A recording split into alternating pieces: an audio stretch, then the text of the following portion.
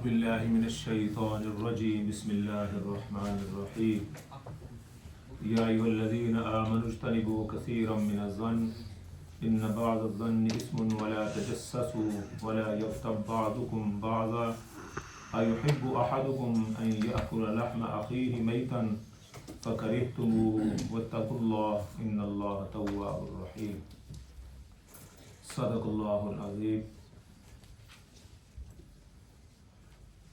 یہ سورہ حجرات کی ایک آیت کریمہ ہے. اللہ رب العزت نے کچھ ہدایات مسلمانوں کو دی ہیں، کچھ آپ نے سن لی پچھلے درسوں میں.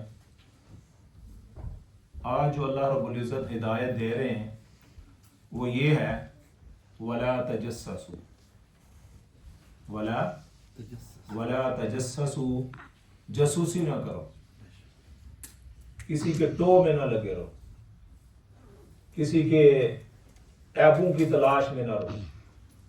وَلَا تَجَسَّسُوا، جاسوسی نہ کرو، بید نہ کھولو، کوشش میں نہ لگے رہو. ایک بعض بتا کہ آدمی کو کسی بات کا پتہ چل جاتا ہے، کوئی بات کسی نے کہی. ایک ہوتا ہے کسی جستجو میں لگے رہنا، اس سے منع فرمایا.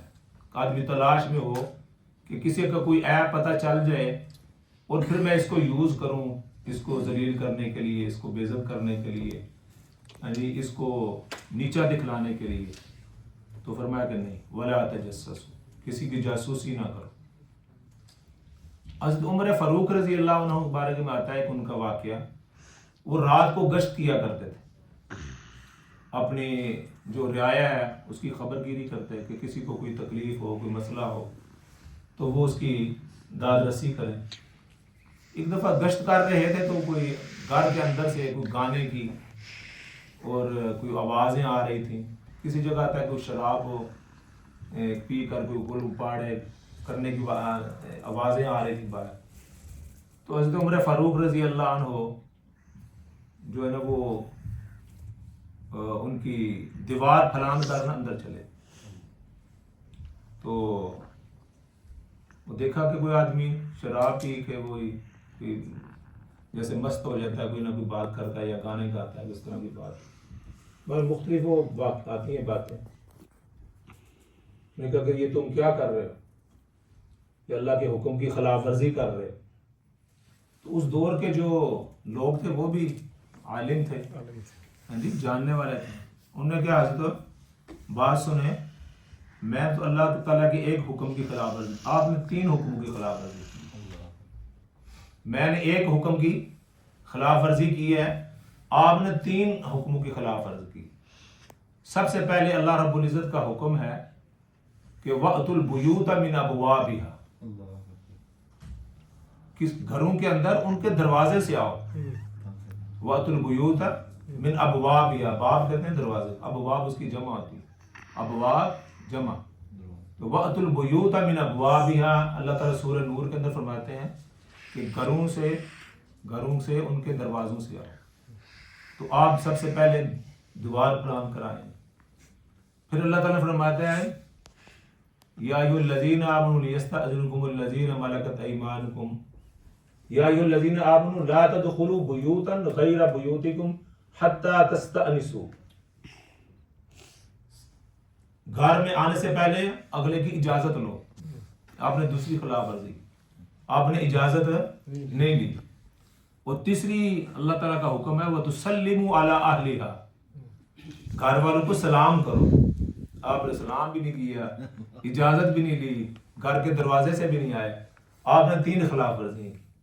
حضرت عمر رضی اللہ عنہ جب اللہ تعالیٰ کا کو حکم معلوم ہو جاتا، صحابہ کی یہ شان بھی تھی، جب بھی ان کو اللہ تعالیٰ کا نبی پاک صلی اللہ علیہ وسلم حکم بتلا دیتے.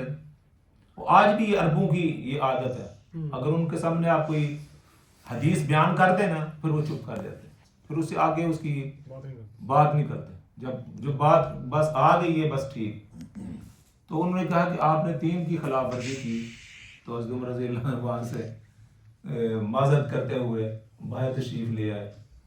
تو فرمایا کہ اور تیسری ایک اور آپ نے یہ بھی کہ تجسس ہو، اور چوتھی بھی یہ ہے کہ آپ نے جاسوسی کا منع اللہ تعالیٰ نے فرمایا ولا تجسسوا، کسی کی جاسوسی نہ کرو، ٹو میں نہ لگے رہو کہ آدمی کیا کر رہا ہے۔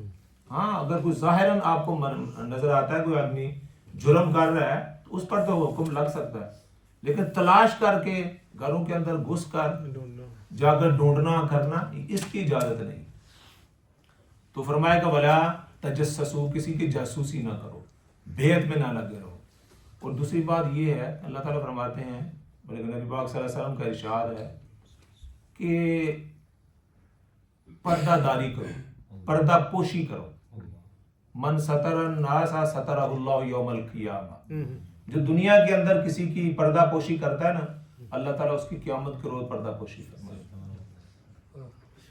کیا کریں دنیا کی پردہ، یعنی کسی کا کوئی عیب آدمی کو پتہ چل جاتا ہے، مولوی صاحب کو پتہ چل گیا تو آدمی جا کے وہ 100 بندوق بتلاتا ہے، بھائی مولوی صاحب تو آج یہ کر رہے تھے، بڑے درس دیتے ہیں، بڑے نیک بنے ہوئے ہیں۔ یا کسی بندے کو دیکھا بڑی نمازیں پڑھ رہا ہے، بھائی مسجد میں یہ ایسا کام کر رہا ہے۔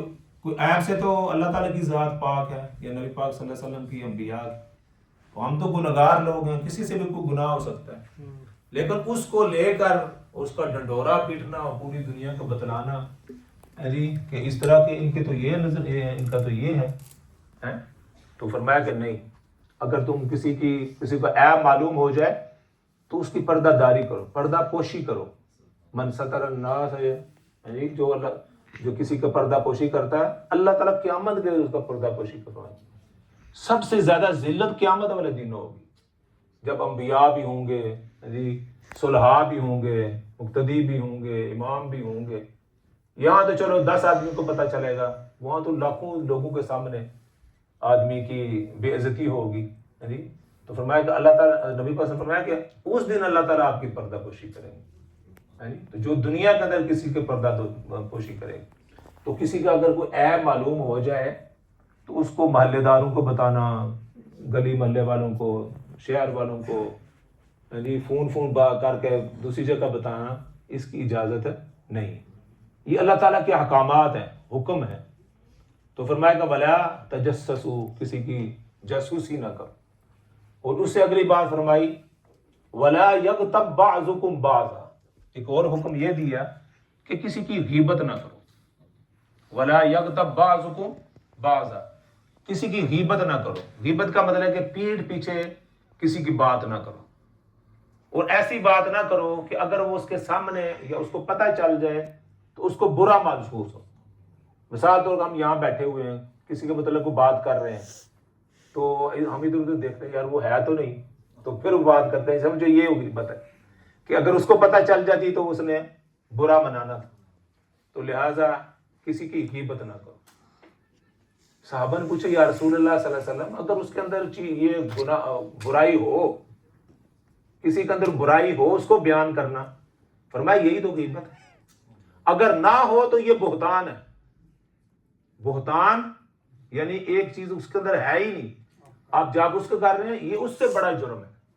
غیبت اسی کو کہتے ہیں کہ جو اس کے اندر چیز ہو تو آپ جو ہے نا پھر اس کے پیٹھ پیچھے بات کریں، تو یہی غیبت، تو اسی سے منع فرمایا گیا، اس کی بھی اجازت نہیں دی گئی۔ ولا یغتب بعضکم بعضا، اس کی اللہ رب العزت آگے تھوڑی تشریح بھی فرماتے ہیں خود۔ تجسسوا کے بعد وہ کہہ دیا ولا تجسسوا، بس اتنی بات یاد رکھو جاسوسی نہ کرو۔ اس کی تھوڑی تشریح بھی ساتھ کی۔ تشریح کیا کی؟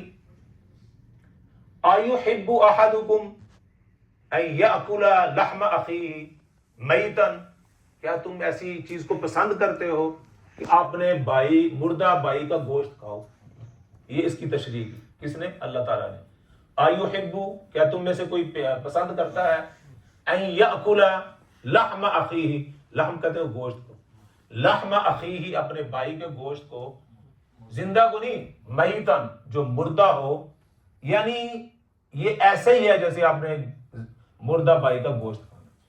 یعنی مردے کی جب اپنا بھائی ہو، اس کی کتنی آدمی تکریم کرتا ہے، آرام سے اٹھاتا ہے، اس کو نہلاتا ہے، دھلاتا ہے۔ میت کی تو وہ کوئی بھی اجازت نہیں دیتا نا اس کی بے توقیری کی جائے، تو کوئی آدمی بھی اس کو پسند نہیں کرتا۔ تو فرمایا کہ ایحب، یہ اللہ تعالیٰ مثال دے کر فرمایا ایحب احدکم ان یاکل لحم اخیہ میتا، پھر آگے فرماتے ہیں فَكَرِهْتُمُوهُ، تم اس کو ناپسند کرتے ہو، مجھے پتا ہے. فَكَرِهْتُمُوهُ، تم اس کو ناپسند کرتے ہو، مجھے پتا ہے. یعنی ہر آدمی کو پتا ہے کہ اس کو ناپسند کرتا ہے، کوئی بھی پسند نہیں کرتا تو گوشت کھانا. یعنی یہ ایسے ہی ہے جیسے اپنے مردہ بھائی کا گوشت کھانا. لہٰذا اس سے باز آ جاؤ. واتقوا اللہ، اللہ سے ڈرو، اللہ سے ڈرو. ایسا نہ کرو پیٹھ پیچھے کسی کی غیبت، جیسے بیک بائٹنگ اس کو کہتے ہیں انگلش میں. جو آدمی نہیں ہوتا وہ ہماری پھر غذا ہوتی ہے کہ جو نہیں ہے، شراز صاحب نہیں ہے تو ان کے پیچھے سارے 5-7 بندے تو وہ شروع کر دیں. بھائی ولی صاحب نہیں آ جائے تو ان کی کوئی بات لے کر وہ پھر ساری ہماری مجلسیں محفلیں جو ہوتی ہیں وہ تو پھر کسی کو جو ہے نا وہ پیچھے پڑنا ہوتا. تو اللہ رب العزت نے یہ ہدایات دی ہیں کہ ایسے نہیں کر، یہ اس سے باز آ جاؤ. یہ انتہائی بری بات ہے. اس میں سب ملوث ہیں، ہم بھی ہیں، آپ بھی ہیں، لیکن کوشش بندہ یہی کرے. قرآن حکیم کہتا ہے کہ جب کوئی ایسی بات ہو رہی ہو تو وہاں سے اٹھ جائے. پہلی بات اس کے اندر شامل نہ ہو، پہلی تو بات یہ شامل نہ ہو. اگر آدمی شامل نہیں ہونا چاہتا تو وہاں سے پھر اٹھ جائے، اس محفل سے باہر چلا جائے، کوئی پانی پینے کے بہانے یا کوئی. کیونکہ اگر وہ اس کے اندر بیٹھا رہا اور اس نے بات تو نہیں کی لیکن سن تو رہا ہے، سننے کا بھی گناہ، قرآن پڑھنے کا ثواب ہے تو سننے کا بھی ہے. اسی طرح برائی کرنے کا گناہ ہے اور برائی کو سننے کا بھی. گانا گانے کا گناہ ہے لیکن گانے سننے کا بھی تو ہے. اسی طرح جو بری بات ہے اس کے کرنے کا بھی گناہ ہوتا ہے اور سننے کا بھی ہوتا ہے. تو لہٰذا اگر ایسا کوئی موقع ہو تو وہاں سے آدمی اٹھ جائے. تو اللہ تعالیٰ فرماتے ہیں فَكَرِهْتُمُوهُ وَاتَّقُوا اللَّهَ، اللہ سے ڈرو، ایسے کام نہ کرو. ان اللہ تواب الرحیم، ہاں اگر تم اس سے باز آ جاؤ تو اللہ تعالیٰ بخشنے والا ہے، رحیم ہے. اللہ تعالیٰ بخشنے والا ہے اور توبہ کو قبول کرنے والا ہے، رحیم ہے. تو یہ آج کے درس کے اندر یہ 2 باتیں پچھلے تو گزر چکی، یہ 2 باتیں آج کے درس میں ہیں کہ ولا تجسسوا، اور دوسرا فرمایا کہ ولا یغتب بعضکم بعضا ایحب احدکم ان یاکل لحم اخیہ میتا فکرہتموہ واتقوا اللہ ان اللہ تواب الرحیم. کوشش آدمی کرے حتی الوسع کہ کوئی ایسی بات نہ ہو جس سے کسی کو تکلیف ہو. اگر وہ سن لیں تو پھر وہ آدمی کو شرمندگی ہو. لہٰذا یہ اللہ تعالیٰ کا احکامات ہیں، یہ اللہ تعالیٰ کی تعلیمات ہیں مسلمانوں کو. جب بھی اس طرح کی بات کرتے ہیں تو اللہ تعالیٰ سب سے پہلے یا ایھا الذین آمنوا، یا ایھا الناس نہیں کہتے، آمنو، جو ایمان لا چکے. یہ جو احکامات ہیں مسلمانوں کے لیے، مومنوں کے لیے. تو لہٰذا اس پر عمل کرنے کی اللہ تعالیٰ مجھے بھی اور آپ کو بھی توفیق عطا فرمائے.